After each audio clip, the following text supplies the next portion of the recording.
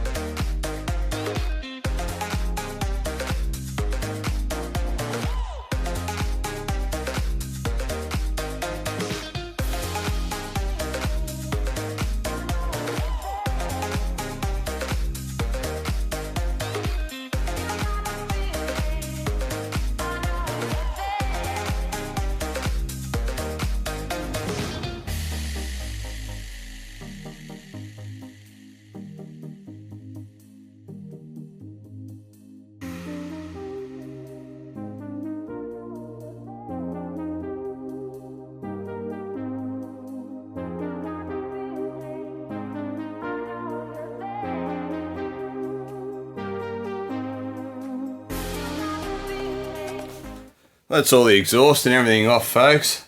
Not too bad, bit of a pain. The cats were a little bit hard to get off.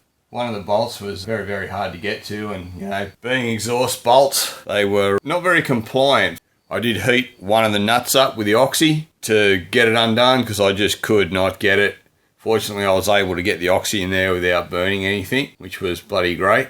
But yeah, they were the biggest pain, the two cats. The rest of the exhaust's off, as you can see, so basically I'm at a point now where I'm going to drop it down on the ground and start getting the exhaust manifolds off the motor. But yeah, it's looking pretty sweet. While I've got you here, I might as well show you the four-wheel steer setup on the JDM 370 GTs. I'm not sure whether it's on all of them. This is an SP, which is a sports premium package. So this has everything on it. I'm not sure whether the base model has the four-wheel steer. Maybe it does, maybe it doesn't, but that's the arrangement there. You can see I'm running true coilovers. There's no arm with the spring bucket here. If you're in Australia and you're thinking about putting SPL suspension components in the car, I nutted a lot of this stuff out with SPL. I reckon they hadn't done one of the all-wheel steer JDM Skylines previously to mine, or supplied components for one. What the issue is, they're different lengths to the US version. You can see the adjusters here are quite a bit longer. So that's basically all we worked out doing. You can actually get extended heim joints and extended nuts, and I think we worked out, because I gave them the length of all the arms, and I actually bought a set of arms first thinking that they would just go straight on, but they didn't. They were too short. So we sort of worked out how to extend them by using these extended arms, and also it was a possibility to use the extended heim joints, but as you can see, they've all got lockouts on them. The adjustment's perfect now, so if you are getting these components from SPL, you have to get extended adjusters. Otherwise they're going to be too short, they won't have enough thread engagement, and they'll be out of spec and they won't be safe. So be warned, the all-wheel steer version, different length arms, and I'm sure that goes for probably across some of the other brands that are made for the the US G37 market, you may find you've got the same issue. But yeah, I just thought I'd give you guys a bit of a look at what's going on out the back here while the exhaust's all out. Well, you can see I've got a bung welded in here into the standard diff cover. That's just a temperature sensor that goes back to my gauges on the dash, just so I can keep an eye on diff temperatures. It's just a standard cover, it's nothing fancy, but the problem also with the all-wheel steer setup is that the Z1 and the Nismo fin differential covers don't fit. There's no room because of the all-wheel steer setup. This area here underneath the cross member is where all the fins and everything come out, and that's what holds the all-wheel steer mechanism. So it's a little bit of a pain, but it's just one of those things. I'm still thinking about possibly getting a Nismo cover because it's a little bit smaller than the Z1, and just cutting it around the rear steering rack there. But we'll see, that's something down the line. The differential's got to be upgraded anyway. It's just the standard viscous LSD at the moment, and it's already, I reckon, giving me a little bit of grief in a few spots. When the power goes up substantially, it's probably going to get even worse. So I'm on the lookout for, you know, another centre that I can build a decent LSD with. I've already got white line urethane bushes throughout the whole thing. All the bushes have been done. It's pretty positive, pretty firm. You can see there's a white line adjustable sway bar on there.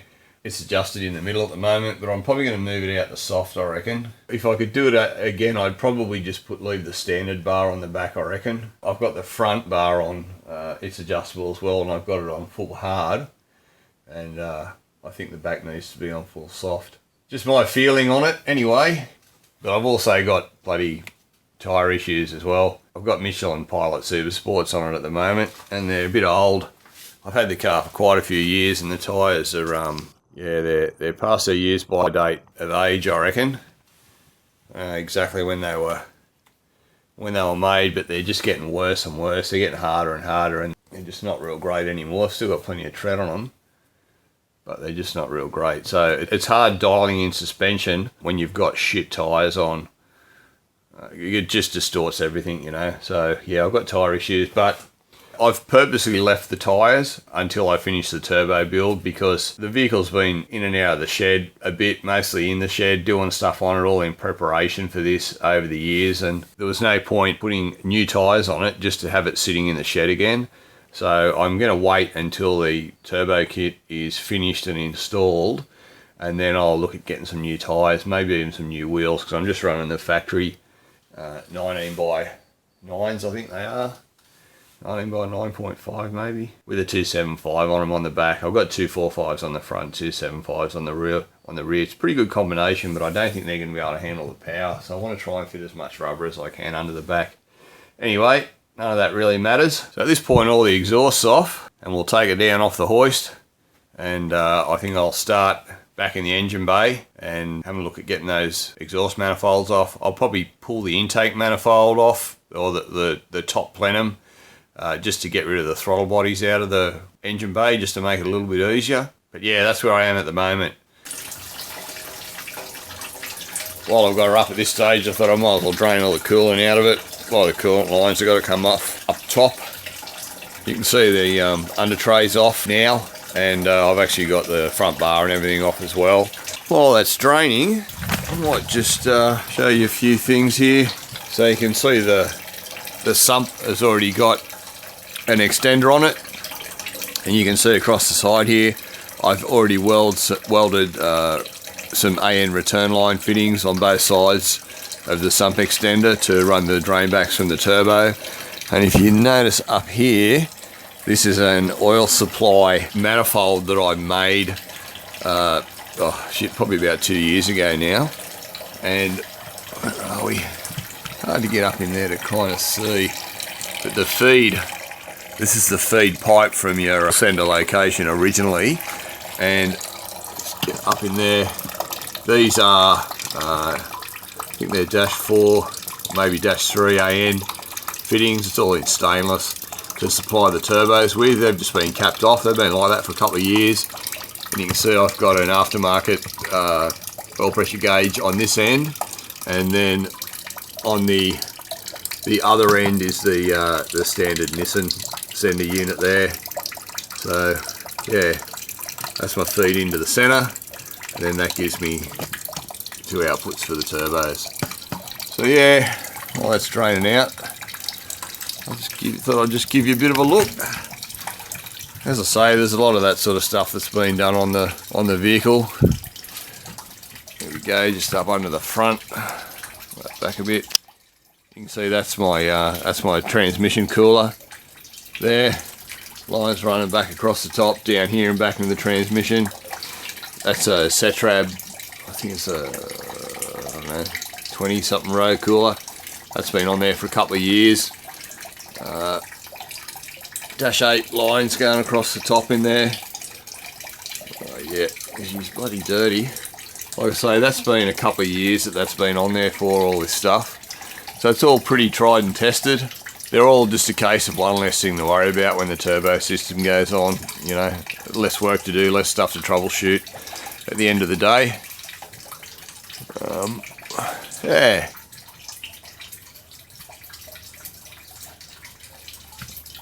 So as soon as this coolant finishes bloody dripping out, I'll drop the hoist down again and we'll go up top and have a bit of a look around up there and we'll start pulling some gear off. So here we are, folks, back at the top. You can see I've been hard at it. The front bar and everything's off of there, and various other bits and pieces. So I'm just about to start pulling off the intake plenum off the top with the throttle bodies and everything, just to give me a bit more room around those outsides. So then possibly after that I'll move on to the exhaust manifolds to getting those off. So I'll give you a look over there. This little stand here, it's something I bought second hand. It's apparently they were pulled out of an old hospital. It's on wheels. I guess they used to push it around with bloody drugs and stuff on it for the patients, but bloody ideal in a workshop. Paid pretty much nothing for it. It's full stainless. Even got a little drawer in the bottom, so you can throw your tools on there and bloody load parts into it that you're pulling off the car and wheel it around. And when you've got the car up on the hoist, it gives you a good height to you know, to be working at, to keep all your gear on and everything. Plus, like I say, you can push it around. Just thought I'd show you that. Great bit of gear, I reckon. It's amazing what you can bloody pick up and repurpose. Anyway, back to the car. So trying to start whipping a bit of gear off it. Just another quick thing too, folks. Always best practice when you're stripping anything apart. Bloody bag and tag everything. You know, so you don't get to the end and go, oh, what bolt went in there? Oh yeah, they're all 10mm, but one's 20mm long and one's 30mm long. Look, front bar. Lower front bar support. Various clips. Front under tray. Driver side lower oxygen center. Passenger side lower oxygen center. Sender oxygen sensor. Etc, etc. So you don't get to the reassembly and just go, oh, friggin' hell, what bolts went where and blah blah blah. You just go for the bag with the name of the part on it, and there's all your bolts and everything all laid out for you. You just, when you get everything all stripped apart, you just throw all this crap in a big box, and there it stays until you're ready for reassembly. That's the way to do it, folks. Nice little tip there for young players. Back to the car.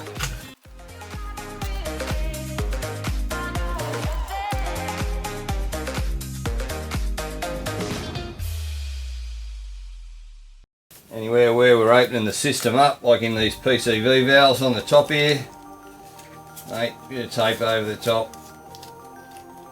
Bob's your uncle. No crap's getting in there. Keep everything nice and sealed up. You never know when you get a dust storm, folks. Here in Australia, there's all sorts of things. There's fires, there's bloody droughts, there's dust storms. You know, a swarm of bloody drop bears could come through at any time. I've got to leave the whole thing. Might not be able to get back here for a week or two. Pretty bloody full on, so you just got to be, you know, you just got to take precautions with everything.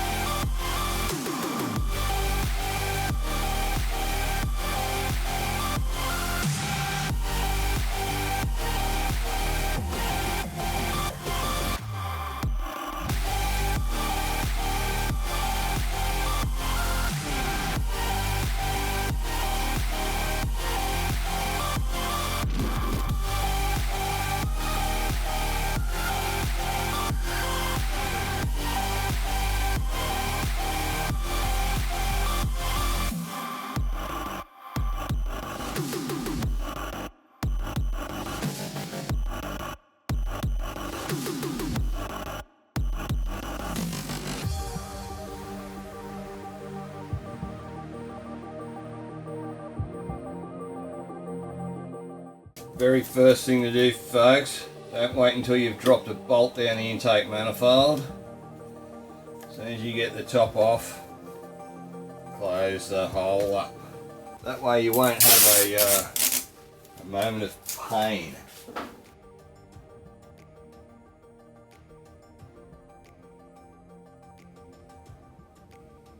A couple of extra layers just to repel foreign objects, in case you do drop something, you know, fairly substantial on there. Less chance that you're going to mark up any of the surfaces, and less chance you're going to penetrate through and have something go bloody down in there, which you really do not want. Right, that's looking pretty good. Pretty happy with that. Same deal with the other side of your manifold, obviously, folks. You never know when the friggin' mud wasps are going to come in and try to make a home inside something that's sitting on the bloody shelf, no matter how tidy everything is. Little buggers just get into everything, so mate, whatever you take off, just close everything up. Close up, even these coolant lines and stuff, I'll close them all up. Nothing worse than shit going wrong because bloody insects have tried to make a home in something. So another tip for young players, bloody close everything up. Welcome back after a big night, folks. Exhaust manifolds are out. Here's one of the little devils here. Not the easiest thing in the world to get out. Not a whole heap of room to work, you might say. No footage of pulling the exhaust manifolds out. All the footage unfortunately had to be burnt due to the copious amounts of profanity that was flung around throughout the entire operation. But not a lot you can see when someone's pulling some exhaust manifolds out anyway. So basically we've got a fairly clear area now. I am more than likely going to be dropping the motor. I do have to get the transmission out anyway because I have a billet flywheel and possibly torque converter to fit to it. But I really need the motor in position so I can work out all the clearances for the turbo manifolds. So that's looking pretty good. I reckon I'm pretty close to starting to lay out the turbo manifolds. I've dragged a few bits and pieces out here on the bench for you to have a bit of a look at, just to give you a rough rundown of what's going on with the turbo system. The turbos are Garrett GDX 2867s, and I've got teal stainless 0.86 AR V-band exhaust housings on them.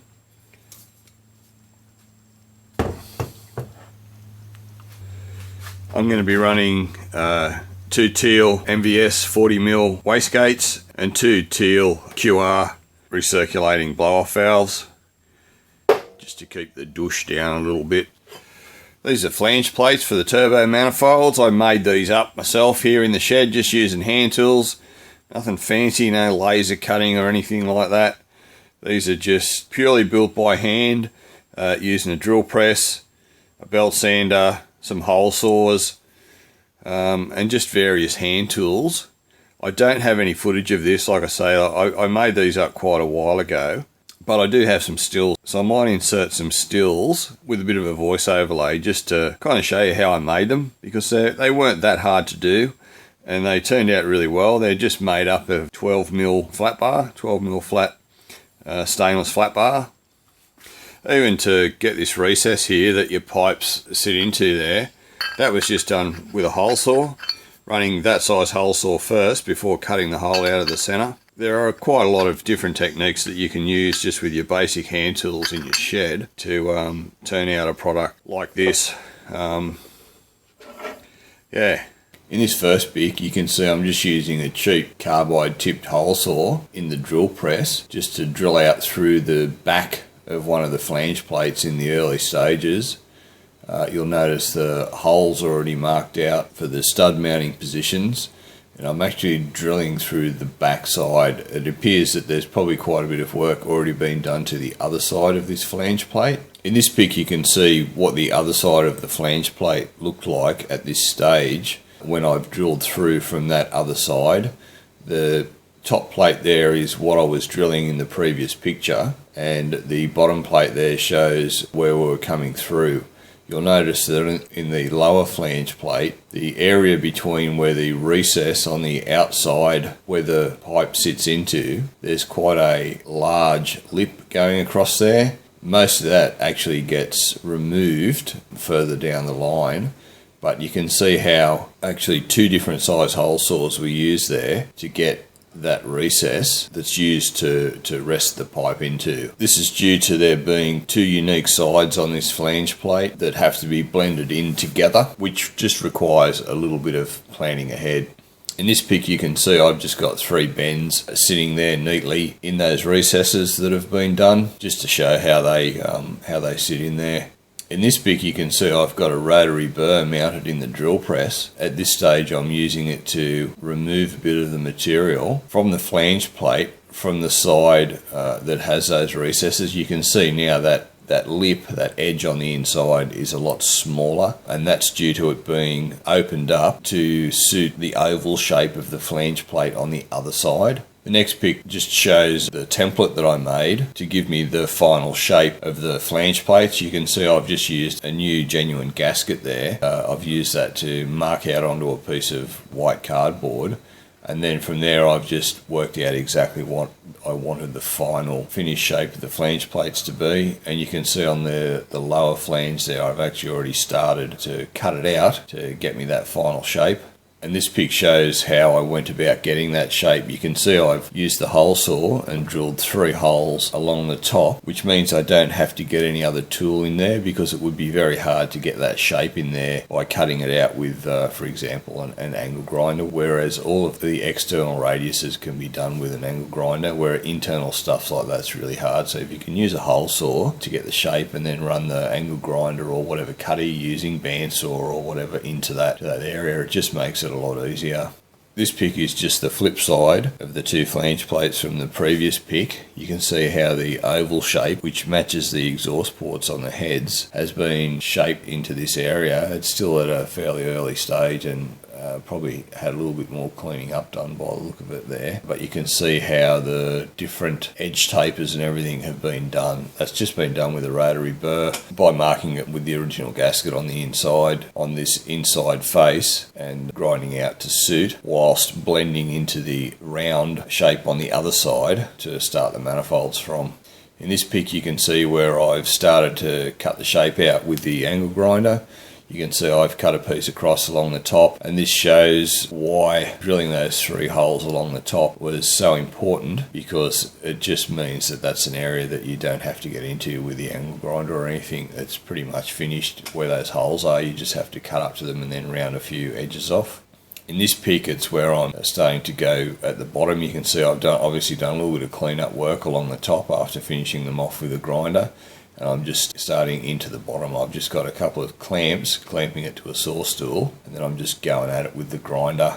This is just a progression of the last pic. You can see how I've started to cut away those areas with the angle grinder, and where I've made cuts to allow the removal of the stock there. And this is just a view from the side showing basically how it was finished with the angle grinder, to have most of the material removed, ready now to be cleaned up. It also shows a bit of the blending from the round manifold pipe side, blending into the oval shape on the inside. And this is how I cleaned a lot of it up. I'm just using looks like a 50mm flat wheel mounted in the drill press. The drill press quill is wound down quite a bit, which is the cylindrical shaft holding the flat wheel there. I do have a collet chuck mounted in the drill press there instead of a normal chuck, but a normal chuck would have been fine to do this process in. And you can see I've just got a piece of plywood clamped onto the drill press table that I'm using to support the flange plate so that it's raised off the bottom, so I'm working in the center of the flat wheel instead of trying to go along the bottom of it. So I'm getting a really clean finish along those edges as I'm pushing it into the flat wheel and using it to clean up the mess from the angle grinder. You can see it's still there in places where I haven't quite gotten it fully finished yet. And this is the flange plates, basically how they are now. It just shows one side and then the other, and the differences between them, how the round blends into the oval from one side to the other. And this is the final plates basically just sitting there.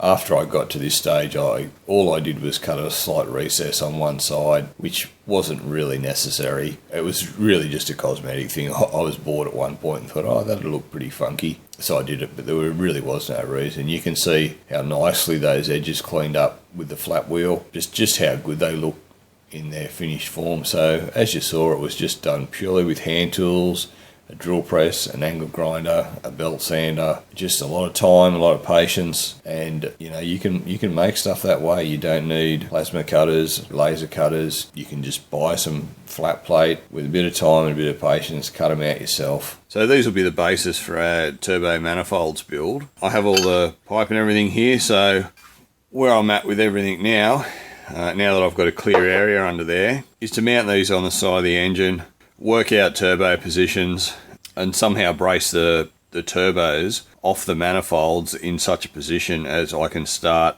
putting bends together and with a rough location on the turbo and start building the manifolds. So I just thought I'd show you that. So that's pretty much where I'm at with it at this stage. So I think we'll call this done for the first episode. I have already done 2 previous videos, preemptive videos on this sort of whole turbo installation setup. 2 fuel system videos showing how to fit an Aeromotive 340 pump into this particular early G37 and how to run the CJM fuel return system and how to wire up your like heavy duty fuel pump relays into your factory loom and all that kind of thing. So I've done a bit of a Star Wars. I've got 2 prequel videos before releasing the actual first video in the series. But if you're interested in following me right through this build, like I say, I'll be building all the turbo manifolds and everything myself. Subscribe to my channel so you get notifications of any new videos that are released. I'll probably be putting out new videos on this as often as possible, probably once a week. There is quite a lot of work involved, as you can see, to build a quality system like this and not be skimping out on everything and using cheap components and all that kind of stuff. So hopefully I'll be able to give you DIYers out there and just home mechanics a little bit of a push in the right direction of how you should approach this kind of stuff at home, because I know YouTube in particular is just full of really shoddy information with a lot of the DIY stuff that you see. So hopefully I'll be able to give you a bit of an insight into what I personally consider to be the right way to go about a project like this. So if you guys would like to come along for the ride as I build this twin turbo system for my G37, 370Z, 370 GT, basically any of the vehicles that use the VQ37 engine, and hopefully I'll inspire some of you guys out there to realise that you can actually do this kind of stuff yourself at home in your home workshop and turn out a really high quality product. So like I say, hopefully new videos will be coming out every week. There's quite a lot involved in this. There's months of work. The car is now officially off the road. It's not a daily driver or anything like that, so there's no particular time frame. But I am going to try and get this done as quickly as possible because I want to drive the damn thing. So if you like my content and would like to help out, you can support the Aussie Shed, PayPal, Patreon, links in the description. So remember, like, subscribe, leave a comment, and I'll see you on the next one. Cheers.